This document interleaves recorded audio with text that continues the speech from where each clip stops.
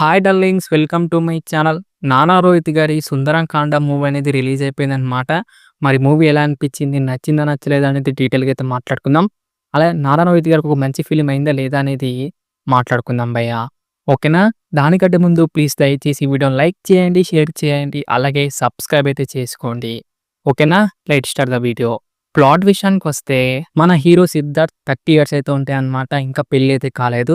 కానీ మన హీరోకేమో ఒక 5 క్వాలిటీస్ ఉన్న అమ్మాయి అయితే కావాలనుకుంటాడు. మరి 5 క్వాలిటీస్ ఉన్న అమ్మాయి దొరికిందా లేదా?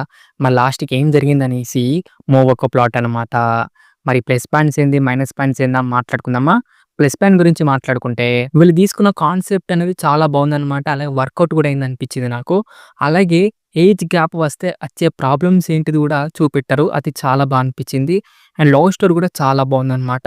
ఏదో క్రింజ్ లవ్ స్టోరీ కాకుండా చాలా మంచిగా చూపెట్టారు. లవ్ స్టోరీ అనేది బాగా పర్ఫెక్ట్ అయిందని చెప్పుకోవచ్చు. అలాగే mean to main comedy scenes అన్నమాట. అది చాలా మంచిగా అయితే పర్ఫెక్ట్ అయిందని చెప్పుకోవచ్చు. మన సత్య గారైతే వన్ మ్యాన్ షో భయ్యా. కామెడీ సీన్స్‌లో అయితే చాలా మంచిగా అయితే కామెడీ సీన్స్ అనేది చేశారనిపించింది. అలా ఇంట్రో బ్లాక్ అయితే ట్విస్ట్ అయితే ఒకటి ఉంటుంది. ఆ ట్విస్ట్ అనేది చాలా బాగా మంచిగా పర్ఫెక్ట్ అయిందని చెప్పుకోవచ్చు. అలా చాలా బావుందన్నమాట ఆ ట్విస్ట్ అనేది.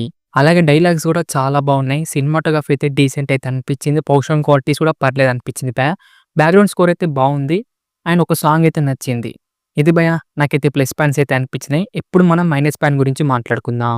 ప్రెడిక్టబుల్ స్టోరీ అని చెప్పుకోవచ్చు భయ్యా. మనకు తెలిసిపోతుంటే నెక్స్ట్ ఏం జరుగుతుందో. అలాగే సీన్స్ కూడా అలాగే ఉంటాయన్నమాట. అరే నెక్స్ట్ ఇది జరుగుతుందంటే అదే జరుగుతుందన్నమాట. ప్రెడిక్టబుల్ సీన్స్ అలాగే ప్రెడిక్టబుల్ స్టోరీ అన్నమాట.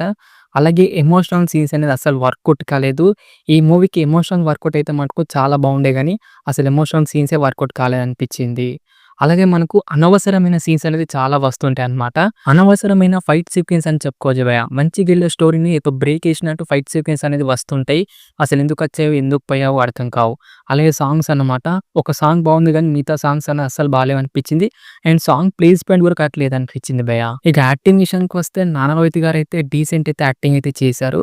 అలాగే మనకు 'శ్రీదేవి' గారన్నమాట. చాలా రోజుల తర్వాత అయితే వచ్చారు. ఆమె అయితే చాలా మంచిగా అయితే యాక్టింగ్ అయితే చేసింది. అలాగే మన 'సత్య' గారు గాని, అలాగే 'నరేష్' గారు గాని చాలా అంటే చాలా మంచిగా అయితే యాక్టింగ్ అయితే చేశారు భయ్యా. ఇక ఓవరాల్‌గా ఎలా అనిపించిందిరా మూవీ? నచ్చిందా? నచ్చలేదా? అంటే నాకైతే డీసెంట్ వాచ్ అనిపించింది. చూడొచ్చు, పర్లేదు భయ్యా మూవీ అనేది. ఫ్యామిలీ వాచబుల్ అడల్ట్ సీన్స్ అంటూ ఏం లేవు. హ్యాపీగా అయితే ఫ్యామిలీతోటైతే చూడొచ్చు మూవీనైతే. నాకైతే డీసెంట్ వాచ్ అనిపించింది మూవీ. ఇది భయ్యా మరి మూవీ రివ్యూ అన్నమాట. ఎలా అనిపించింది వీడియో? నచ్చిందా? నచ్చలేదా? అలాగే మీరు మూవీ చూసారా లేదా? కిందైతే కామెంట్ చేయండి డార్లింగ్స్. వీడియో కాక నచ్చితే మటుకు దయచేసి వీడియోని లైక్ చేయండి, షేర్ చేయండి, అలాగే సబ్స్క్రైబ్ అయితే చేసుకోండి. ఓకేనా? నెక్స్ట్ వీడియోలో అయితే కలుసుకుందాం.